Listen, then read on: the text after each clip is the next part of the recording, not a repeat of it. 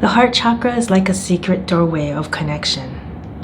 And when you tap into it, you can tap into many different spiritual things. But today I wanted to do like a continuation of how it's important to understand before developing psychic ability. When the heart chakra is open and balanced, we're in the state of connecting to a situation and understanding it from the other person's view. There is no fight or flight. We surrender because the ego is gone. We don't need to prove anything or care to. Judgment is gone because we can see the other perspective. There is no right or wrong that we are fighting for because it becomes both right and wrong, or nothing at all. Compassion is there, but we also are not attached to the situation. And we give what we feel we can, but we also don't sacrifice. When we meditate, it helps us to reach an empty state with no attachment, no thought, and just receive. But like I say in my other videos before, it has to be a consistent practice. Starting with the soul mending meditation and golden lotus meditation. And if you missed it, I will share it at the end of this video. Some people were conditioned to think that crying was a weakness, or that they shouldn't apologize to anyone, or that they shouldn't let people control them. But when the ego is pushed aside, we realize that crying and apologizing is just a strength, because we are admitting to how we truly feel without fearing judgment.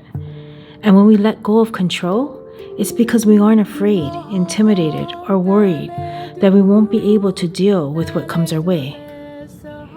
Of course, when I'm going through something, it is a tough space to reach, and I want to control the situation. We all want to control it. But if we keep a conscious awareness that trying to control something just makes us a servant to the circumstances. We're trying so hard to control an outcome or a person that we are actually not free. It becomes a burden. But when we realize that we can deal with anything that comes our way, we can let go of trying to control anything. And then we aren't attached to fighting for things to work or trying to manipulate things to happen. However, there is a difference between guiding and controlling. We can guide our loved ones on the right track, but we cannot control their every move, because ultimately the energy will decide that. The reason why earlier I say it's a conscious effort to keep our hearts balanced is because we have to be aware and challenge ourselves to react differently or to not react at all. Easier said than done, right? I catch myself all the time. But the good thing is we catch ourselves.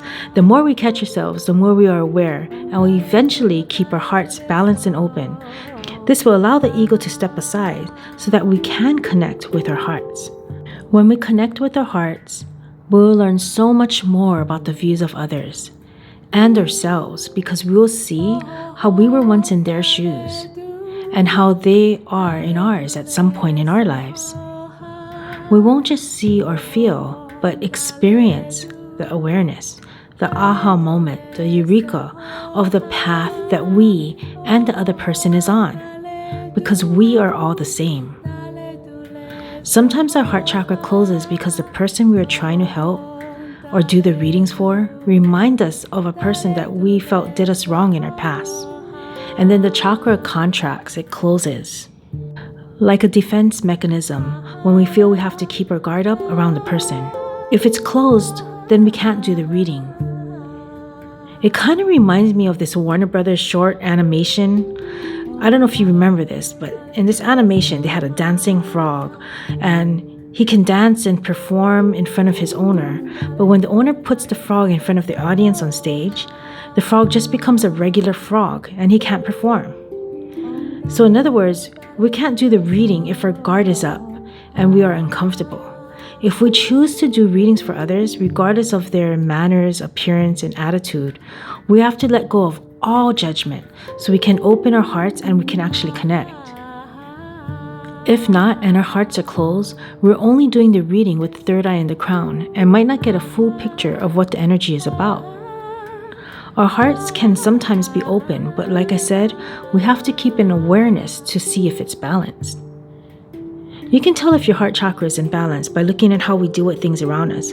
If we are too generous and give too many things away and sacrifice way more than we should, and we hurt ourselves in the process, it's also an imbalance, which means we aren't loving ourselves and treating ourselves good.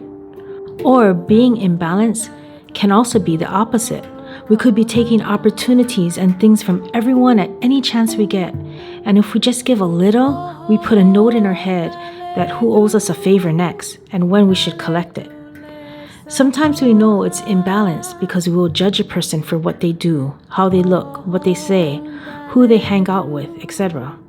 When we do a reading, all of it has to be put aside and really want to help the person in front of us and allow the chakras to remain open. But sometimes we can open our hearts and we can really want to help them. But it's the person that's receiving the reading that closes their heart.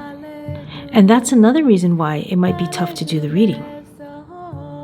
And they might have closed it because on some level they aren't comfortable with the person doing the reading, or they're afraid they might hear something they don't want to hear. But either way, if you are doing the reading or receiving the reading, this is a meditation for the heart.